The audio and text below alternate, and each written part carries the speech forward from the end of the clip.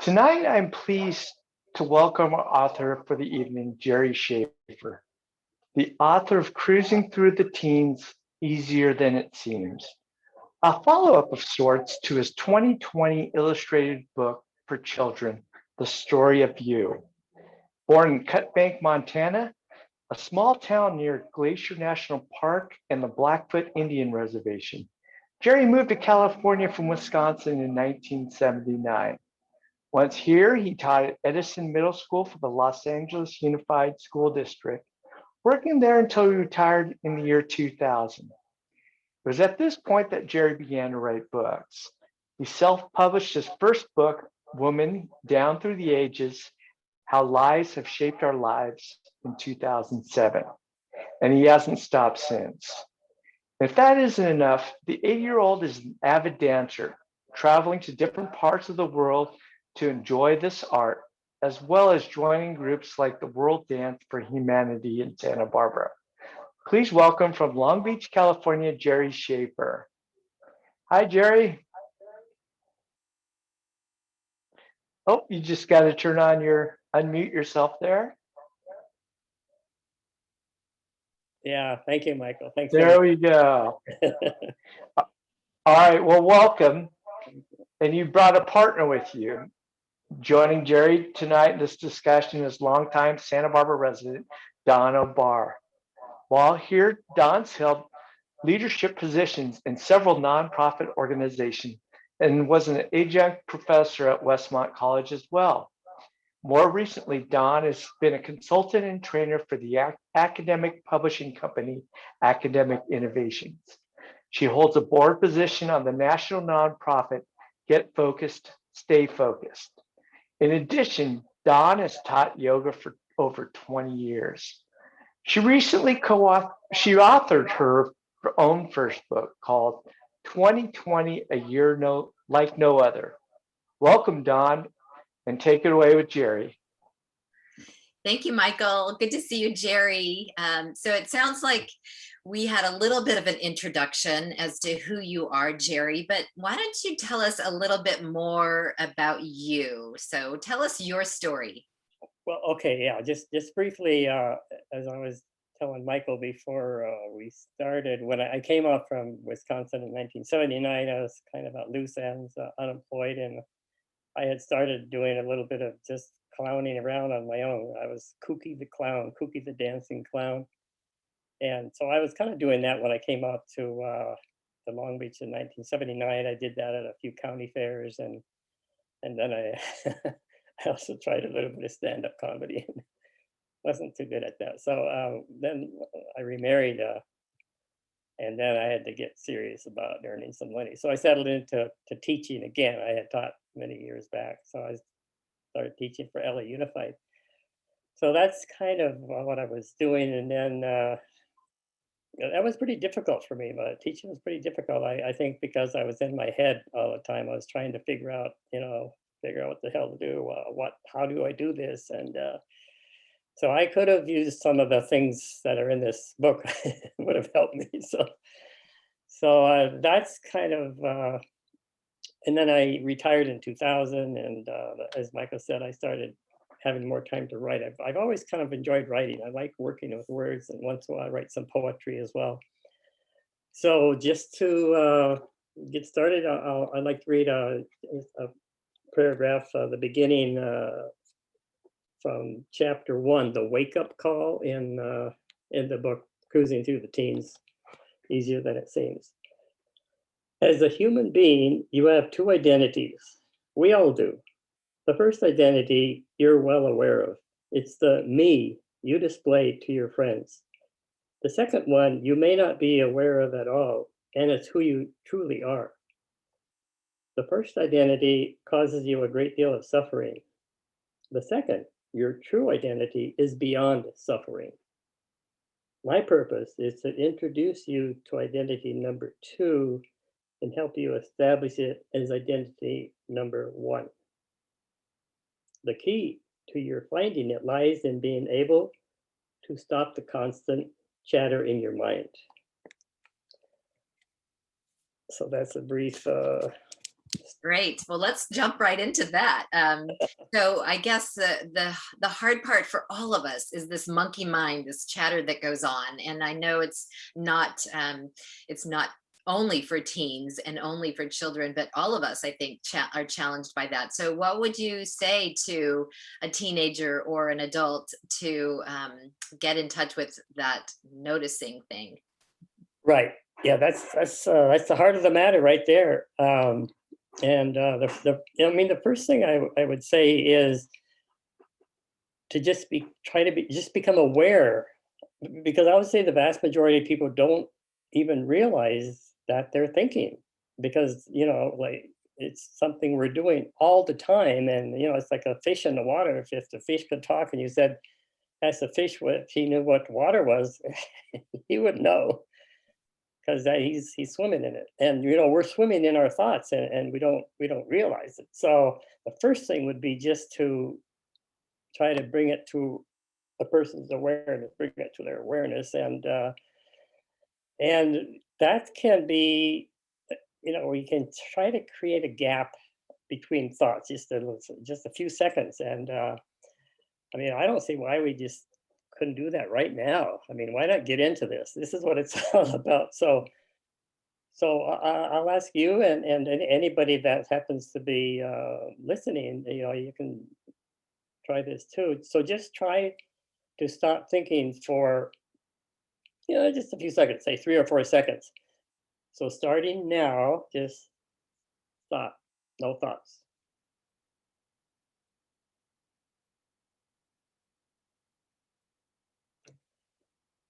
Wow, that's a challenge. That's a challenge because I'm already thinking about what I'm going to ask you next when you're talking to me. So I know that I know how difficult this is because we do yoga together, and so that's a challenge too.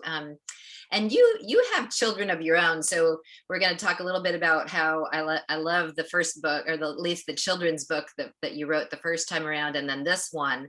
But tell me, you have your own children, and then what age group were you teaching, and how did all that play out? Well, the age group I was teaching was middle school students, and so it's kind of a difficult age, and it was special ed as well. So um, it was it was not the best of times, and so my own kids, well, they're grown adults now, um, and when I was writing the story of you, that's for grade school kids. I just happened to, my next door neighbor happened to be a teacher at a local school, and I went to a career fair as a writer, and I took a rough draft of my book, and I read it to the kids, and they had a copy they were reading, and at the end someone said, "Well, where's the pictures?" And I said, "Okay," I said, that's your job. And so they illustrated it. They drew the pictures for it, and it was very gratifying because some of the kids, one of their reactions, or more than one, they said, "I didn't realize that thoughts aren't real." I didn't either. I mean, so for most of my life, I mean, I've been thinking nonstop, and I mean, it just got me into trouble. I mean, I was having trouble in my second marriage, because I was thinking all the time. I was thinking what was wrong with her. And once I realized that I was doing it, once I realized that I was thinking all the time, I mean, I was able to put two and two together, and just realize that the thoughts aren't real. I mean, I automatically realized that I was the problem, not my wife. I mean, I was making up all this stuff about her. So that's kind of what I'm inviting the teenagers to do too. I mean, in the book, I sometimes I mention little examples of a conversation that they might be having in their mind. So like a girl's waiting for a date to come and pick her up, and he's late, or and she's thinking, well, what's going on in her mind? She's catastrophizing. This, why do I put up with this jerk, and what's going on? And I'm gonna who I'm gonna commit suicide. This extremes. So, and then just to bring them, to make them aware that this is what's going on, that the mind is doing crazy stuff, and to become aware of that. And once you become aware of that, you can turn it around actually. And what happens is you can use thoughts rather than having thoughts use you. I mean, we can get it's not that we don't want to think at all. I mean, we need to realize we are thinking too much. But then once we do, we can use it. We can use it creatively and practically, and actually use our thinking instead of being used by it, which is what most of us, are engaged in quite a bit because we don't know it. We don't realize it. I love your example, and that brings me into one of the chapters. I think it's towards the end of the book where you talk about a student or a teenager that wasn't invited to a party or didn't get the invitation to the party. And I want you to extrapolate a little bit on that, but it does talk about the whole catastrophizing. And I went through this process yesterday with my gardener. Why didn't my gardener show up? What was going, well, I'm getting really mad about the whole thing. And, there was a family, you don't even think about the possibilities that could happen that aren't, about me, right? So it's about them and what was going on in their lives and why they couldn't show up. But I love the example of the party. So maybe extrapolate a little bit on that one. And I could relate to that in my teenage years. Yeah, I could too, quite a bit. Yeah, so this guy didn't get an invitation. He found out on Instagram or somewhere that there was this party going on, and what happened? Why wasn't I invited? And so he, immediately went into, oh God, I knew these people were not my friends. I got to ditch these people. They're terrible. I know they've never been my friends. And if I don't make this party, what are they going to think of me? I'll never be invited again. Yeah, all the worst scenarios. And then I said, then another way would be to look at it. What are the facts? What for sure? Okay, I wasn't invited. Maybe they forgot. Maybe Jose thought that Juan invited me, and because he's my best friend, and maybe they did, and there was a glitch in the invitation of the computer. Who knows? But so there's always different possibilities that may have happened, and so the very bare facts don't bear any reason to catastrophize. And so then after he or she goes through this, then at the end they sort of think, well, so it's not going to be the end of the world. I mean, maybe they won't even notice I'm not there. I guess they're going through an amusement park or something, and he loved roller coaster rides.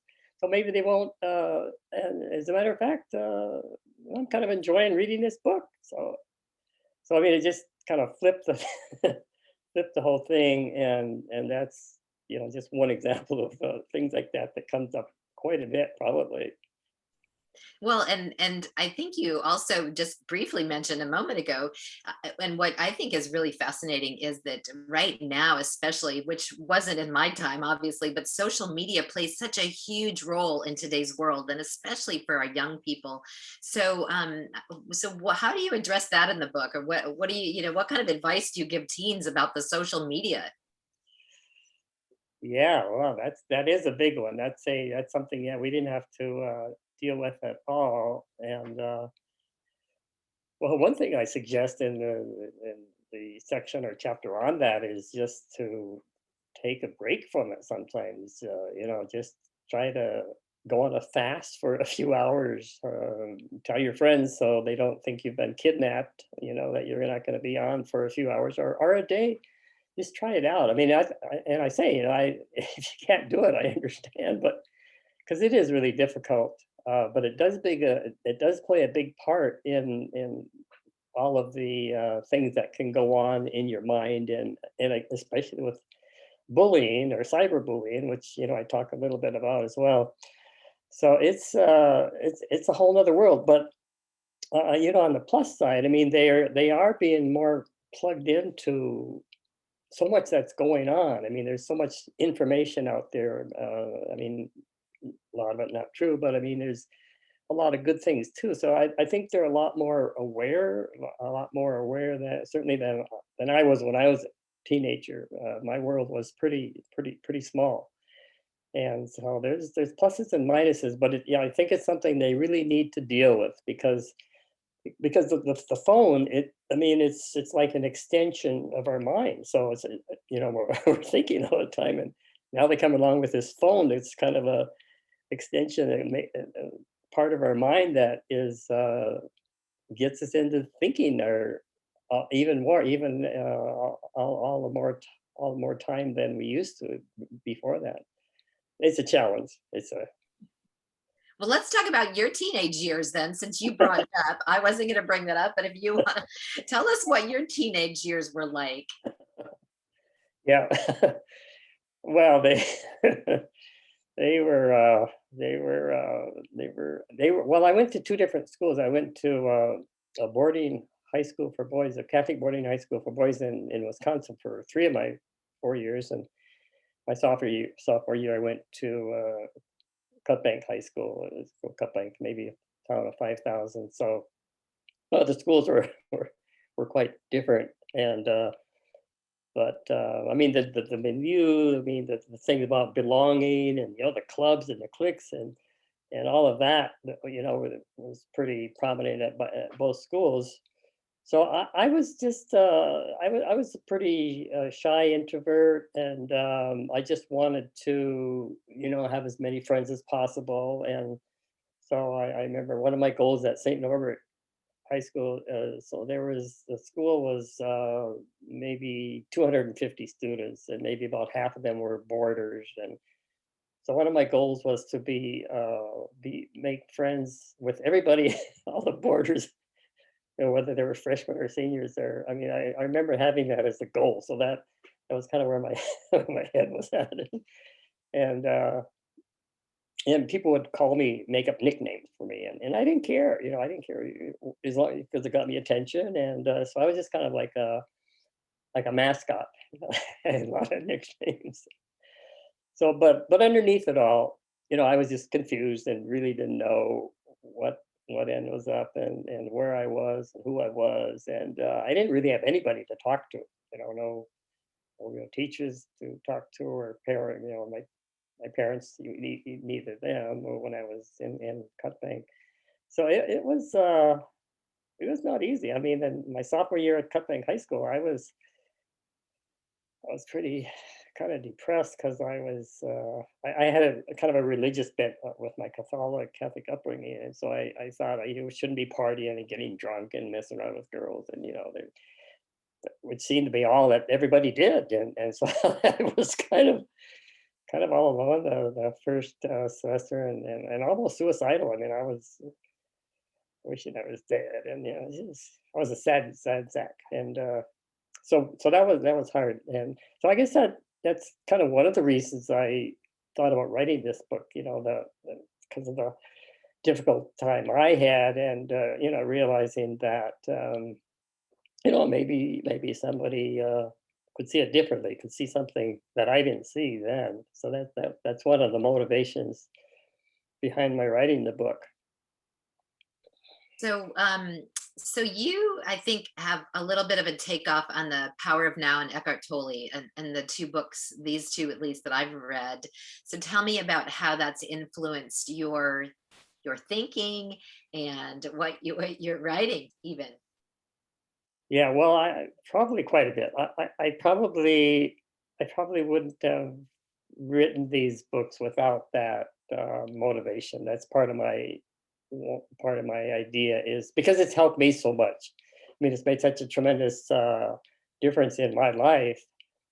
So there's kind of a desire to share that, and see other people have a crack at it too. I mean, I didn't come across somebody at a class reunion and Cut Bank mentioned the Power of Now. I think it was 2008, and I said, no, no, that book seems too popular to be any good, and because it was on the bestseller list. And so, but when I came back to Long Beach, I checked it out, and I was just amazed. It was like, there it was, talking about me. I'm in my mind. That's thinking all the time, and that's my identity. And so that was a real a real wake up call. And so that kind of there was kind of a motivation both for the children's book and and this one to try to share some of what it did for me, because it just changed my life so dramatically.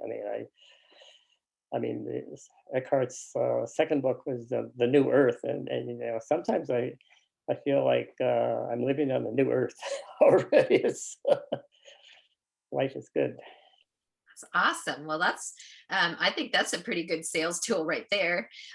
So let me ask you a couple questions about what, if you could say something to your teenage self, and maybe give yourself a message back in the day. And I know we're supposed to be focusing on the now, but it's always good to go back sometimes consciously, right? And think about what would have worked for you, or what message you could have given yourself in the teenage years that would have helped you. Yeah, boy, that's a good question, Don. That's I it's hard, when I was when I was in high school, I kept thinking,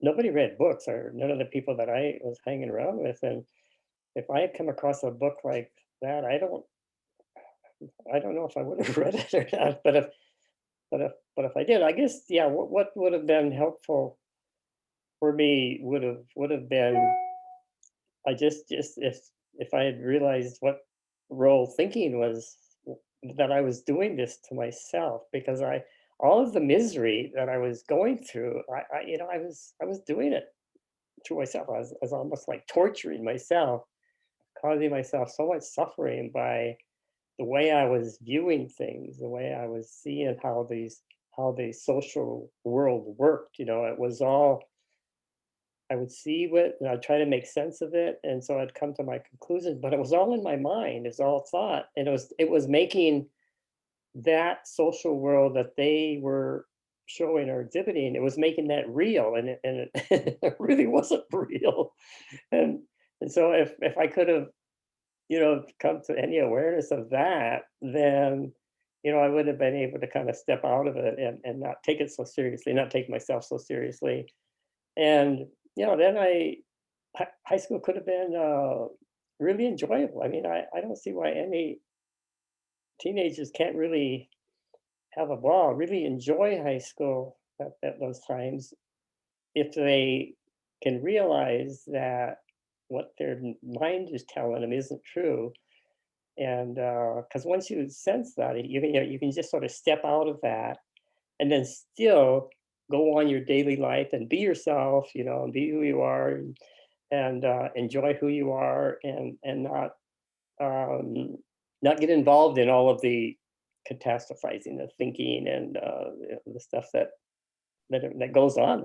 That's like the main activity of those years. So I wonder how, a couple of things, how we can get students or teens or young people to realize that they are just thinking. And then I guess the second part of that, or maybe it's the first part of that question, has to do with, I think a lot of teens and people in general are so much into their own suffering that they don't want to be in the present moment. So they look for ways to get out of that suffering. And maybe it's drugs or alcohol, or, whatever else, the social media, whatever addictions there are for those people, because they don't want to be in that suffering place. And so maybe you can speak to that a little bit, and then how do we get the teens to read the book? yeah, that's the real challenge. I even mentioned early on in the book, maybe in the preface, I say, if this seems gibberish to you, don't. There's no point in going on, and maybe you're not even here. So because I think, well, if teenagers are pretty much happy with their life, or as far as they know, they think they are. They say, well, my life's good, everything's going along good, and they just may not be aware of the underneath. But as far as they're concerned, life is good, so they're not going to be interested. But those that realize that they are suffering, or things are really hard, that they could be helped by that. They could be, but yeah, the trick is to how are they going to read it or how they become aware of it. That I really don't know, because teenagers are not, you know, known for reading a lot of books, especially a book like this. I mean, this is not going to be their number one priority. So that I don't know. I mean, if a teenager reads it and then they like it and they, you know, then they might suggest it to somebody else, like classmate mentioned Eckhart, Power of Now to me. So I mean, that's probably how it might happen, because kids, they someone reads it and they realize that it's helpful and it's helping them, but then they're going to start to become more aware and maybe more happy, more satisfied with themselves, and they'll kind of start to attract that same type of person. I mean, that's the way kind of how that works, and so that would be another avenue, another way that that it might happen. But I'm not a predictor. Yeah, no, I agree. We can't predict the future, which is part of the whole thinking, right? We don't want to go into the past. We don't want to think about the future. We want to stay right here in the now. And I think that it is interesting that our children are not taught a lot of self-reflection, and that's maybe what we all could do as listeners. Getting into the habit of helping our students reflect when they're in that position. I once had a yoga student that told me, "Oh, I'm going through cancer right now, and I'm in so much pain. I don't want to be in the here and now. I don't want to embrace that." And I thought about that a long and hard, and it is the tendency is to not want to think about what's going on, to escape all that. But ideally, I think what you're mentioning too in your book is that you can think about it, but you don't have to be caught up in it. It doesn't become you. It's a separate entity out there that isn't you necessarily. So I get what you're saying, and I think that's awesome. How do we be and not do? I guess that's another thing that you address in the book a little bit. Yeah, that's really a good question, and that really gets to the heart of it, because we're pretty much caught up, our Western civilization, and which is becoming the rest of the world, similarly, is that we're pretty much caught up in doing and not being. I mean, so we're human beings, and so there's two parts of that. The human is you and I looking at each other. It's our form, and it's who we are with our friends. That's our identity. And the being part is something that we don't really deal with. So our being is kind of lost in the process. I mean, we're so busy doing our lives and doing all this different stuff right now that we just don't have time for the most important thing, really, because being is really the most important part of life, of our life. I mean, if we don't get into that, if we don't get there, we don't get anywhere. So it's kind of we need to really go against the grain of everyday life, of the way life is going, in order to set aside some time. And as parents or teachers, I mean, that's what we have to do. If we're not able to do it, and we tell the kids to do it, I mean, they're not going to, so I mean, it's helpful if we can do it first, and be an example. Like if I'm teaching a class, I was so uptight and nervous when I was teaching. I couldn't stop for 5 seconds. I would go into panic. But so if I were teaching now, I mean, I'd be very slow and deliberate. There'd be a lot of gaps, or time in between, and time to. I mean, anytime we're able to stop, just like it's a reset. Like I mean, we pause our phones and our devices all the time. Pause. So stopping our thinking is like that. We just press the pause button just for a few seconds. We're driving along on the streets, and we come to a stoplight. Instead of thinking, "Oh, why is this taking so long?" Grumble, grumble. We just be aware of our surroundings, of the sense experiences. Look at the light. It's bright red, isn't it? Isn't that nice? Or look at other people, or look at, and so we're stopping the thinking. So when we're involved in senses, in our using our senses, we're not thinking. So that's part of the practice. That's part of how we can learn to do that, because it's hard to not think, and it's too hard. You can't not think of the elephant in the room, sort of thing. So, but little things like that, like when I go out for a walk in the morning, there's some nice rose bushes that I go by every day, and I always make a point to smell the roses, and just look around. And so when we're doing that, and there's a real lure to not think. I mean, that's why people engage in extreme sports, dangerous rock climbing, or extreme sports, because when you're climbing those rocks, I mean, you can't think, do I take this? And you're so intent that you don't have room for thought. I mean, I did a skydiving once, jumped out of an airplane, and that was the most intense experience in my life. And because there was no room for thought. I'm falling through space at, I don't know, 30, 40 miles an hour before the ripcord. And it was just, I was just in awe. I was screaming, and the guy, the one that's helping me, thought I was scared or something, but I was just screaming with joy. It was just so incredible. So there's part of us that realizes that we don't want to be completely wrapped up in our thoughts. Or so people use drugs, use alcohol, cigarettes, or other drugs to stop the thinking. And so it sort of helps. But if you do too many drinks, then you go into unconscious. You're below thought. You're below thinking. So that's not helpful. But yeah, that the being doing thing is really we're really out of balance, because ideally we would be balancing the doing and the being, and that's how our bodies are happier, our bodies are healthier, and our minds, we're one piece, spiritual, physical bodies. That's how we're healthy, and so that's dancing is another activity. I mean, I love dance because people are joyful when they're dancing. Yeah. And little kids get out and dance, like at parks, with bands in the summertime. So I like to do that. I think that Right. That's good. a lot of doing, but it's also being in the moment when you're doing it, right? So Right, that's exactly. that's the key. If you can be in what you're doing, it's a little bit more, I think it's a better experience, I suppose. And so I guess my next question is, so what do you hope students will get if they read this book? Well, I would hope that they just come to see that thoughts are not real. I mean, that there's that their thinking is what is getting them and causing them suffering.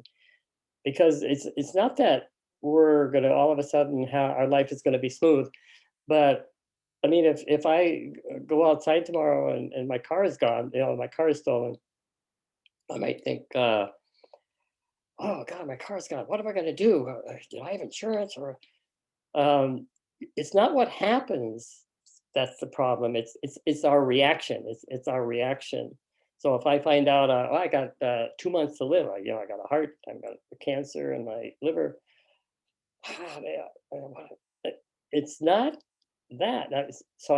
Okay. The fact is, I got that cancer. I got 2 months to live. What then? How do I? It's how I react. And so you have extreme reactions, like Eckhart gave an example of a musician in the UK that he found out he had cancer. He had about 5 or 6 months to live. He came out of the hospital and he was ecstatic. He flipped the scenario and realized he had this much time to live, and he started living. He just he just flipped his life upside down and just began enjoying the hell out of life. I mean, he's just living for the first time, because before that he was so caught up in what he was doing. He was in turmoil. So I mean, so it's not what happened. The situation, we can deal with. Okay, I'm in an accident. Okay, what next?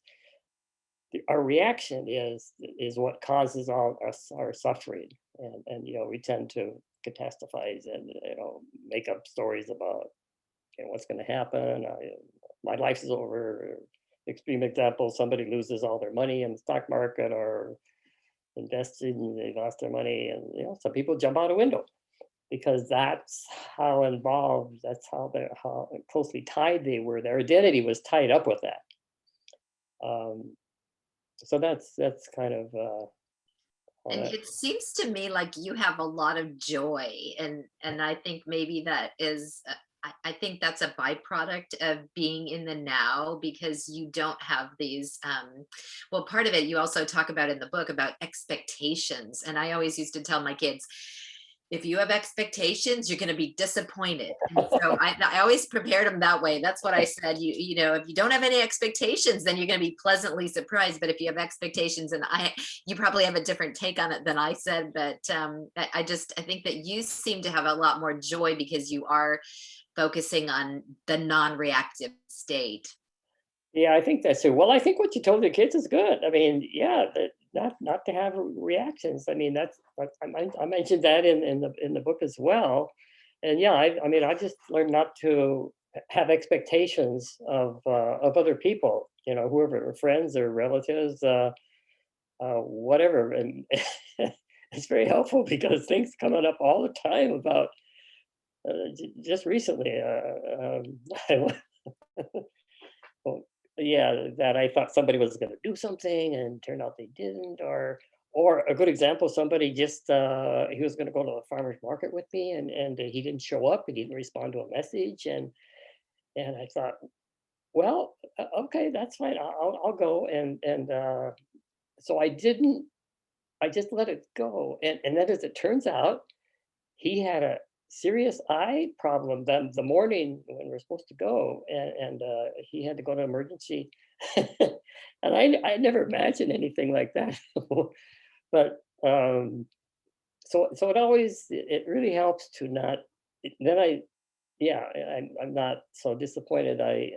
So it's always a surprise. It's a welcome surprised if people then turn out to be really friendly or nice, or whatever. So like you told your kids, then you could be pleasantly surprised. And yeah, I tend to, yeah, I think there's a lot of joy in my life. I do. I'm enjoying in life a lot.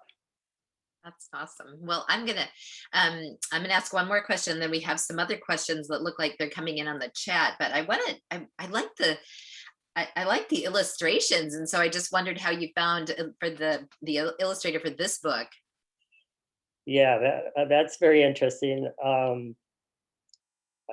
Early on in the book, I was looking for some help with distribution, and I done a mindfulness class in Oregon a few years ago, and I met this one woman, and I happened to write her name and keep her number, and I called her up to see if there might be some kind of an in where I could get books into their school system, and she gave me some contacts, but it didn't really work out. But she mentioned this illustrator that she knew in Mexico City, and so I contacted him, and initially he was reluctant. He didn't think he could. He was up to it, that he was able to do it, and but luckily he changed his mind, and so yeah, he became the illustrator, and he's just fantastic. So I mean, things like that have just sort of happened with this book. I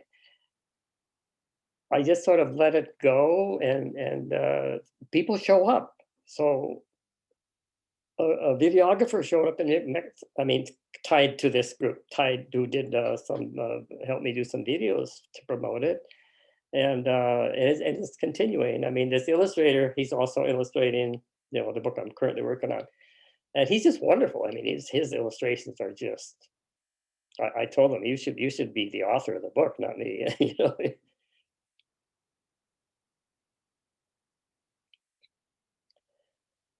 You look frozen. Are you frozen, Don?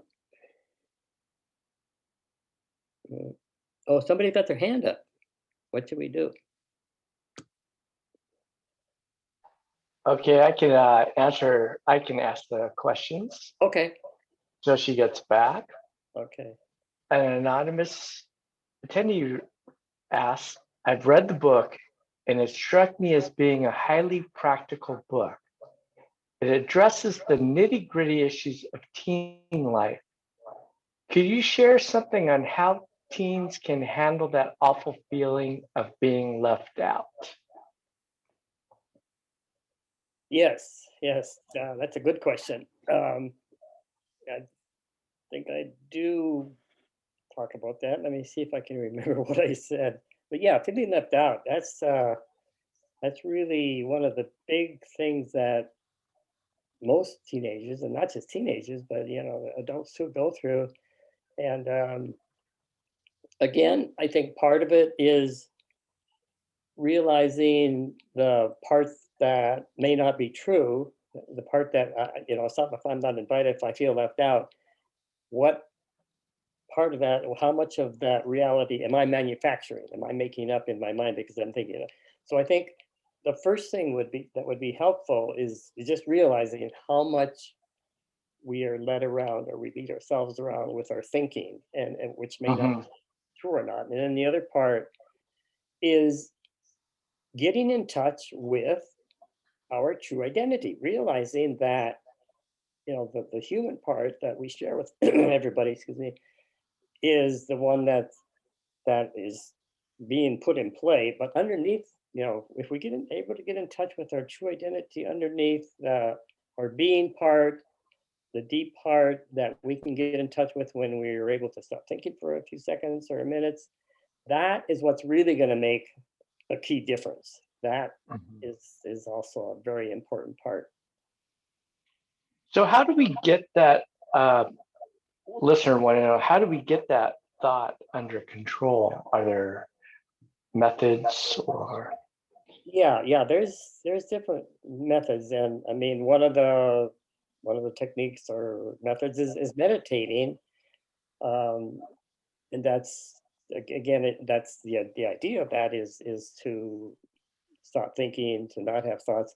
But I think a more practical, easier way to attack it is to just begin becoming more aware of our surroundings, be more aware of our senses, be more in touch Mhm. with nature.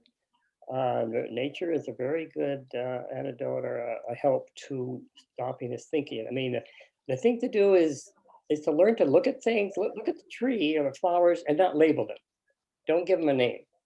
Just get the perceptions, sit with the perceptions, and let that be your experience. And that's because once we start labeling and thinking, then we're into the thinking mode, and we're taking ourselves out of getting aware of our deeper part.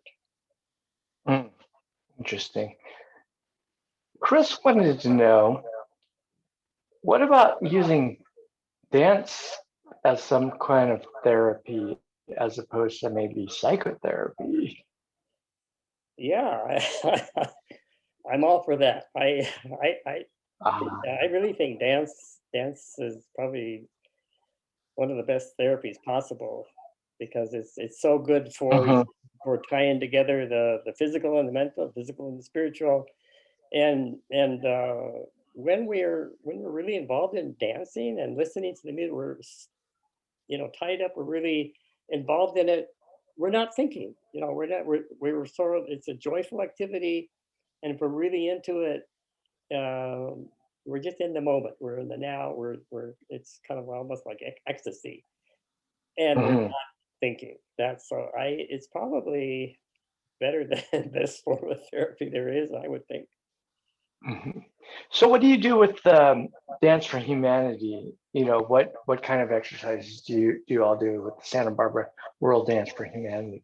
Yeah, well, in their regular classes, which they're starting to have a few outdoors now. I mean, it's a basically an hour of different dances from around the world, different set every day, and so on Zoom again, it's 10 o'clock in the morning, and Janet usually does a selection of different dances. I mean, some from China, some from South America. When I was up to Santa Barbara recently, we danced out on the wharf, out on the pier, and there was a delegate. There was a big delegation of Chinese people, and they started. Janet invited them over. So it was like I don't know, 20, 25 people. They came and danced with us, and we actually knew had been doing a song from China. We danced. We learned to dance from China, and we did that, and they all knew it. They were. Wow, It was amazing. Yeah, you so you did a lot for international relations too, well, I would think. yeah, yeah, a lot of of fun. That was really the highlight of the day. You know, it's still kind of early with COVID and all, but there's a lot of dance type things that people can do. I remember in Santa Barbara, there was this thing called Dance Away, where everybody would just gather at a school and dance on Friday night. It wasn't just this club thing, it was just you go to the school and you dance. Or on Sunday afternoons, we would have the drum circle.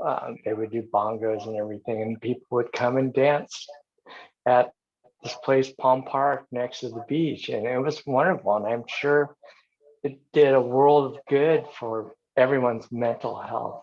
Yeah, So, yeah. I love things like that. Yeah, those are really yeah.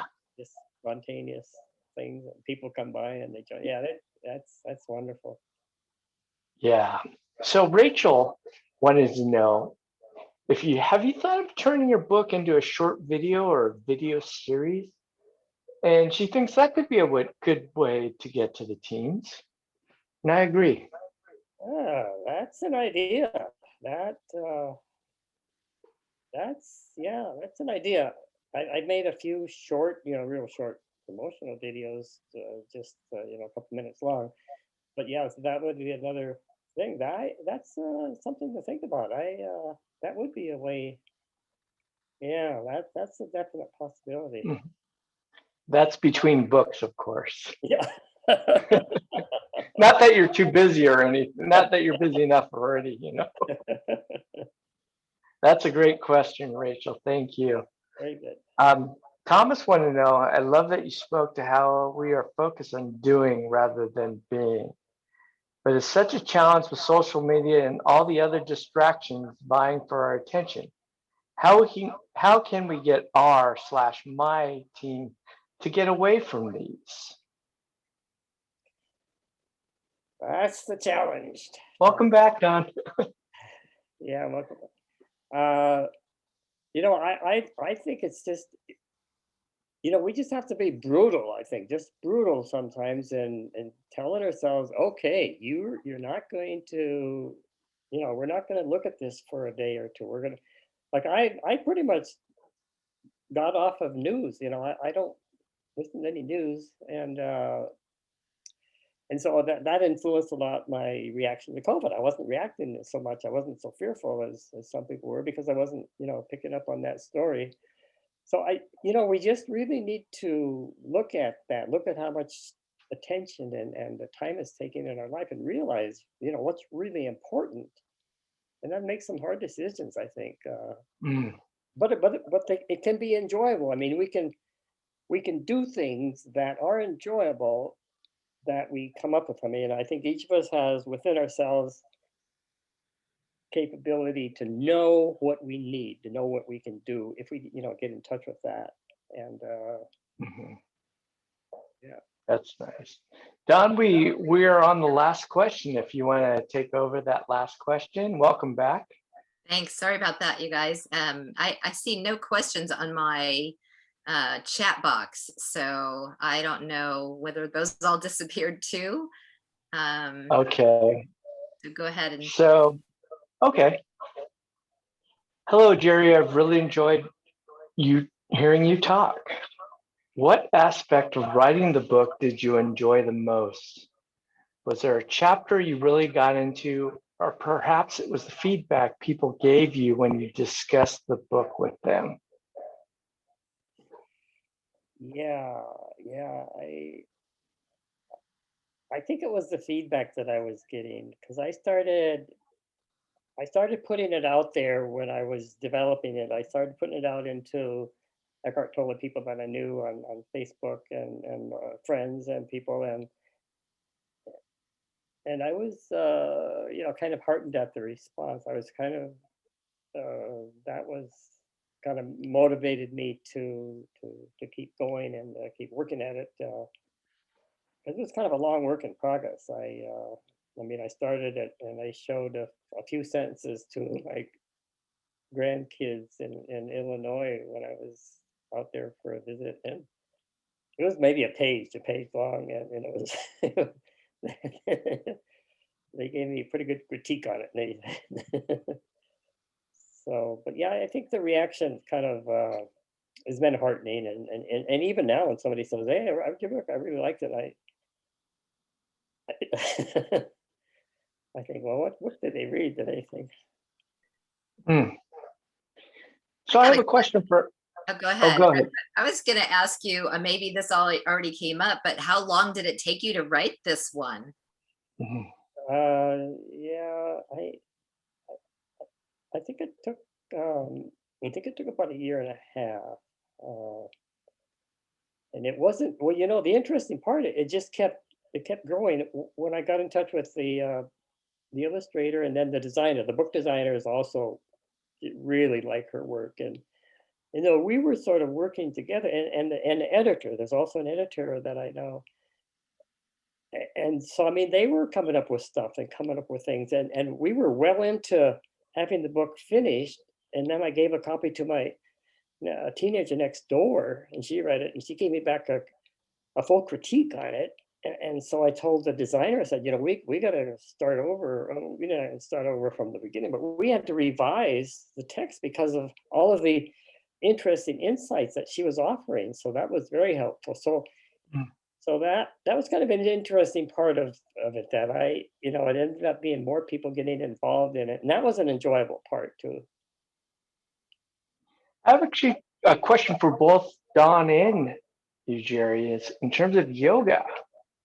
We had talked about dance as a uses of therapy, but how can we get teens into yoga? I know there's a little bit of a stigma behind yoga, but I think it's having done it in the past, I think it's very helpful, especially in terms of being mindful and not thinking. So if you both can discuss that, and I'll get off the air here. Well, I can jump in on that one because I just was asked about a month ago to teach a sort of a teenage young adult class for high schoolers and college age students once a week at 5:30. And so I said, sure, I'm happy to do that. And we started off pretty small, and it's been interesting because I know how much they need it. I also was a professor of yoga at one of the Christian colleges, private Christian colleges here in Santa Barbara for 3 years. And there was a lot of stigma because, this Christian college is teaching yoga, which is, somewhat steeped in the Buddhist tradition. And so there was a lot of resistance way back when. I was also a teacher at the YMCA. And when I first started teaching 20 some years ago, even the YMCA was hesitant because it's a Young Men's Christian Association. So they were even hesitant to bring in a yoga class because of that same reason, that we don't want those competing religions involved. And so I think I've proven to everyone that it is a discipline that everyone can use. You take what you want from, there is no religion in what I do, but it's also just like Jerry's in his book. It's all about getting people to be focusing on the now, and breathing is a huge part of yoga. Even I think most people think of yoga and they think of the postures, and I put a lot of emphasis on just being present in the moment and paying attention to your breath and paying attention to your body. And our teenagers don't do a lot of that. Our young people don't do a lot of that. So just starting to check in with what's going on with you at this moment right now. And it might be a number of things. But anyway, Jerry, I won't go into that much detail about it. But they go hand in hand. I mean, you really have to be present when you're doing yoga, and it does have this whole aspect of paying attention right now and slowing down and being rather than doing. Right. Well said. I couldn't do any better than that. But yeah, like you say, there's just the way the breathing, and I mean, for me, it's the integrative. It integrates all of us, all our different parts of the body, and the physical body, the spiritual, the mind, and it just like you say, it focuses that, and then the breathing's a big part of it, and I just think yoga and Tai Chi as well. I also do a Tai Chi class, are just fantastic to what how much help they can give us, because they are more about being. I mean, they're it's a combination. That's you're being doing it. That's the balance right there. You're getting it, and health wise, I mean, it's just amazing. I mean, these are traditions that go back thousands of years that have been, they're really part of the arts, and I just I've been helped tremendously by both yoga and Tai Chi, and And they're yeah, starting to teach in the schools now. I've heard from some of the even elementary schools that they're teaching the kids yoga and postures and breathing techniques and things like that. So I think that they're coming around to the way we all need to be practicing.